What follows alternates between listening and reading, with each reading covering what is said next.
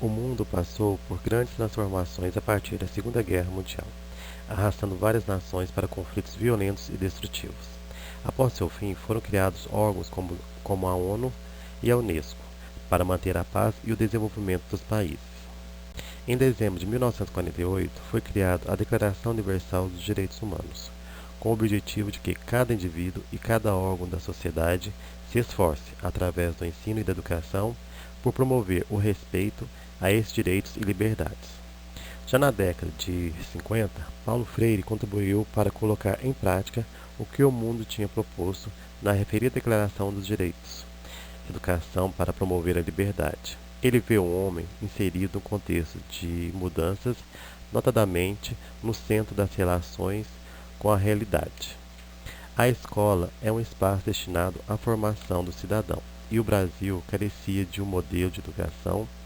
Então, Paulo Freire formatou o que ele chamou de pedagogia de autonomia, um processo que tem estrutura formada a partir do exercício da consciência crítica, reflexão, ação, reflexão. Pode-se enxergar claramente essa sistemática educacional usando como pano de fundo o pensamento científico, onde o observador passa a compreender os fenômenos para intervir na realidade.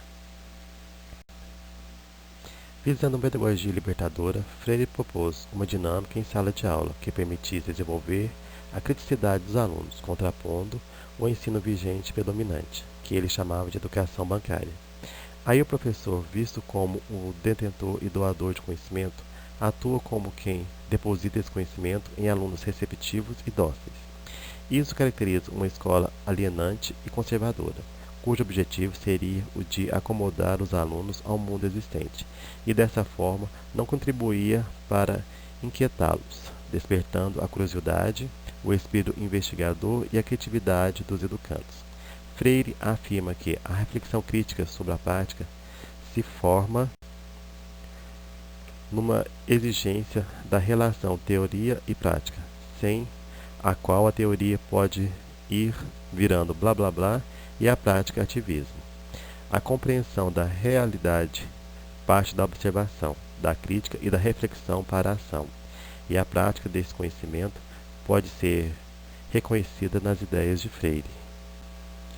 O espírito investigador, característica inerente e latente dos seres humanos, foi retratado massivamente desde a época dos pensadores gregos, coisa de 2500 anos atrás, quando oportunamente criou-se a concepção da educação e da cidadania. O mundo ocidental passou pelo domínio do Império Romano e pela Idade Média até que houve um rompimento com o pensamento religioso e aristotélico, caracterizando pela Revolução Científica. René Descartes tornou-se um ícone e contribuiu de maneira fundamental para as novas visões do mundo que a ciência poderia proporcionar. Sendo assim, formatou o método científico, sistematizado seu pensamento em 4 conceitos. O primeiro era de nunca aceitar algo como verdadeiro, se ele não conhecesse claramente como tal. O segundo, o de repetir cada uma das dificuldades que ele analisava, em tantas partes quanto fossem possíveis e necessárias, a fim de melhorar e solucioná-las. O terceiro, o de conduzir por ordem seus pensamentos. E o último, de defender em toda parte relações metódicas tão complexas e revisões tão gerais nas quais ele tivesse a certeza de nada omitir. O pensamento científico está diretamente associado à compreensão da realidade. Isso coloca o observador em contato com o processo de crítica e de desafio frente ao que ele revela.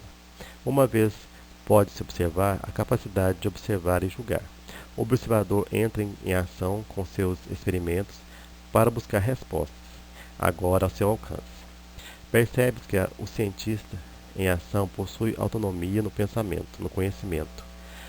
Habilita-se a si mesmo em empreender uma jornada de conhecer, e os resultados decorrem de muito esforço e uso de metodologias do saber.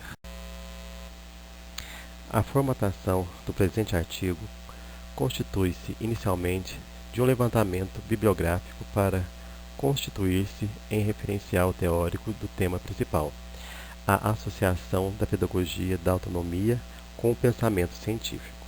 Logo após apresentar-se a síntese de entrevistas realizadas com docentes das escolas de nível médio, onde pode-se encontrar as referidas dinâmicas pedagógicas, uma atenção destinada à autonomia dos educadores.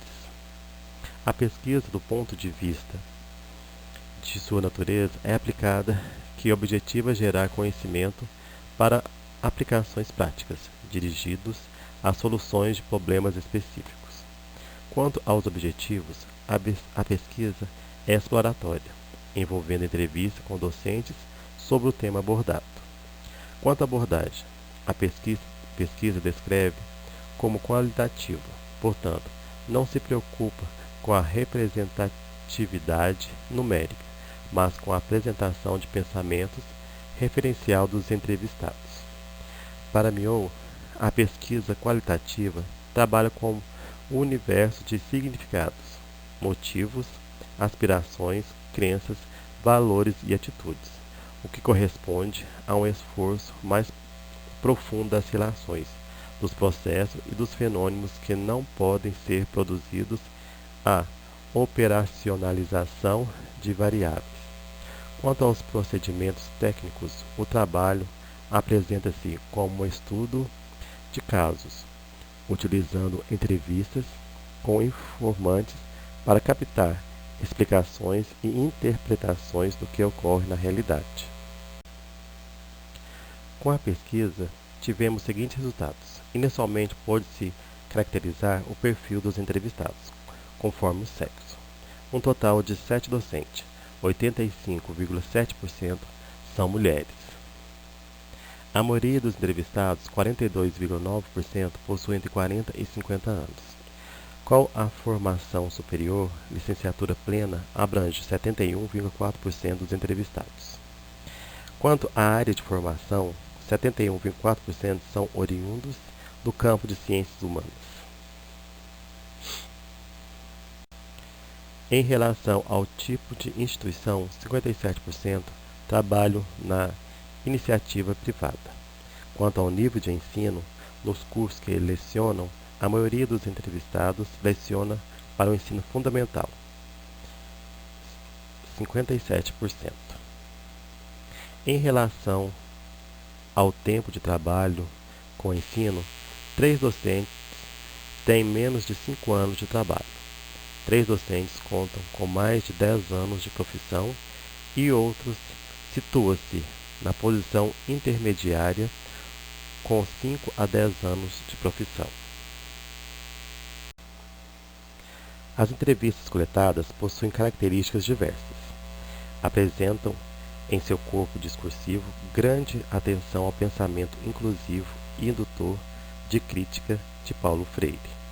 Freire traz uma interdependência entre a docência e a discência, e nesta ressalta a importância de se destacar o desejo pela busca do conhecimento, e para que isso aconteça é necessário um paralelo entre a realidade do aluno e a necessidade do que é apresentado. O que pode-se observar nas entrevistas?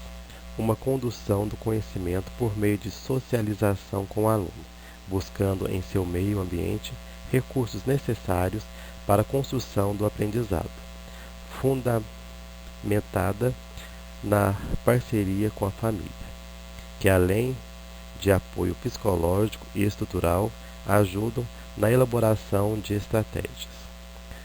Ao incentivar o aluno a ser protagonista do conhecimento, abandona-se o velho jargão de que deve haver uma transferência do conhecimento entre docente e discente e atribui a autoria do seu aprendizado.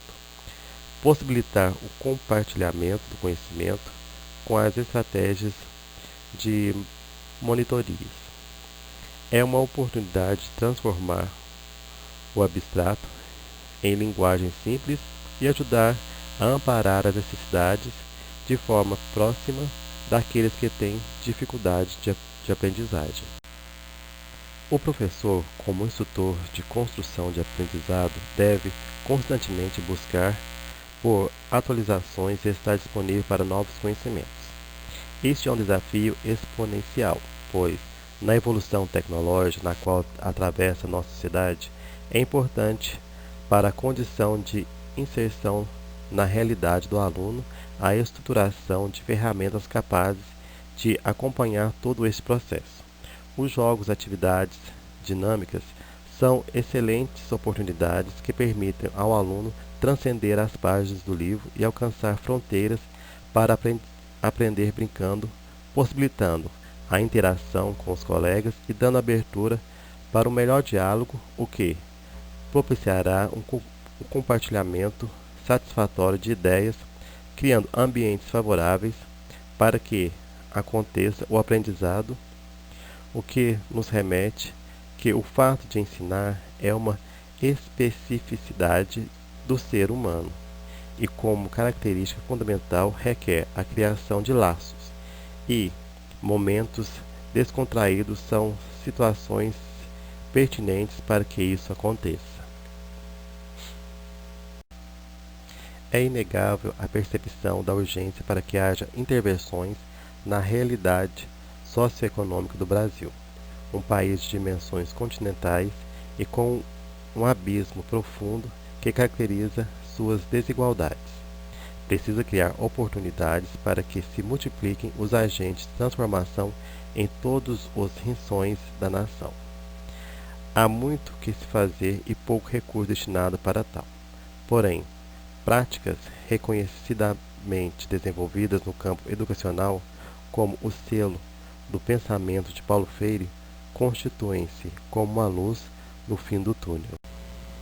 Cada aluno pode se transformar em um cientista em potencial. Cada indivíduo pode exercer a cidadania que é própria, assegurada em seus direitos constitucionais.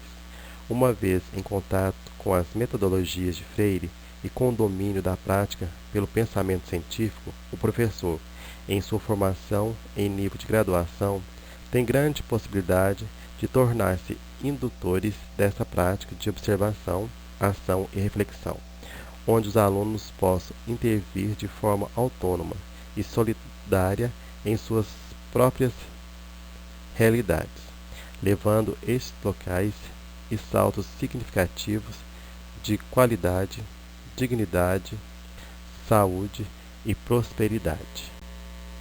Sabe-se que a qualidade de vida de um país pode ser medida usando o Índice de Desenvolvimento Humano.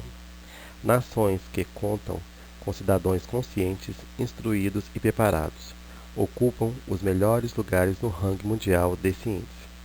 Há mais dignidade e, consequentemente, mais responsabilidade pelos atos que venham a transformar e melhorar suas próprias vidas.